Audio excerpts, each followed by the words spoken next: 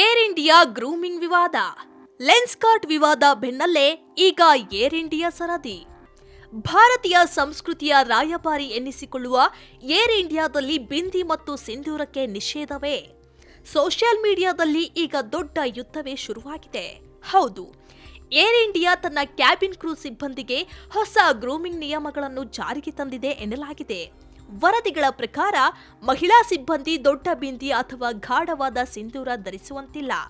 ಪುರುಷರು ಕೈಗೆ ಕಟ್ಟುವ ಧಾರ್ಮಿಕ ದಾರ ಅಥವಾ ಉಂಗುರಗಳನ್ನು ಧರಿಸುವಂತಿಲ್ಲ. ಇದು ಕೇವಲ ಶಿಸ್ತಿನ ಕ್ರಮವೋ ಅಥವಾ ಸಾಂಪ್ರದಾಯಿಕ ಮೌಲ್ಯಗಳ ಮೇಲಿನ ಪ್ರಹಾರವೋ ಎಂಬ ಚರ್ಚೆ ಜೋರಾಗಿದೆ. ಟಾಟಾ ಸಮೂಹದ ಅಡಿಯಲ್ಲಿರುವ ಸಂಸ್ಥೆಯಲ್ಲೇ ಈ ಪಾಶ್ಚಾತ್ಯೀಕರಣ ಯಾಕೆ ಎಂದು ಜನರು ಆಕ್ರೋಶ ಹೊರಹಾಕುತ್ತಿದ್ದಾರೆ. ಈ ಸಂಸ್ಥೆ ಭಾರತೀಯತೆಯನ್ನು ಮರೆಯಬಾರದು ಎಂಬುದು ನೆಟ್ಟಿಗರ ವಾದ. ಬಿಂದಿ ಇಲ್ಲದಿದ್ದರೆ ಬಿಸಿನೆಸ್ ಇಲ್ಲ ಅನ್ನೋ ಅಭಿಯಾನವು ಶುರುವಾಗಿದೆ. ಅಂತಾರಾಷ್ಟ್ರೀಯ ಗುಣಮಟ್ಟ ಕಾಯ್ದುಕೊಳ್ಳುವುದು ಅನಿವಾರ್ಯ ನಿಜ, ಆದರೆ ಅದು ಸಂಸ್ಕೃತಿಯನ್ನ ಬದಿಗಿಟ್ಟು ಮಾಡಬೇಕಾದದ್ದೇ. ನಿಮ್ಮ ಅಭಿಪ್ರಾಯವೇನು? ಕಾಮೆಂಟ್ ಮಾಡಿ ತಿಳಿಸಿ.